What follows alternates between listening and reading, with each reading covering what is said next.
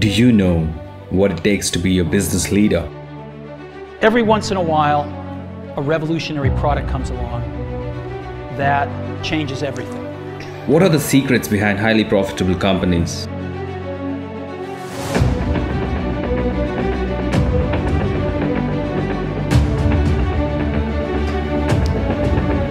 Even the most highly successful company is inevitable from failure.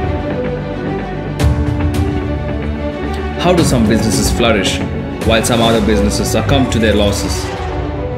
What were the policies that made India an emerging leader? How do these policies affect us? How many of you all know various schemes launched by the government? What secrets does the balance sheet reveal about the company? How does one interpret the financial statements?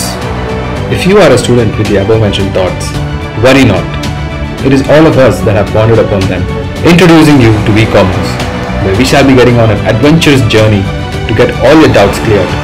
So stay tuned, subscribe and spread the word out.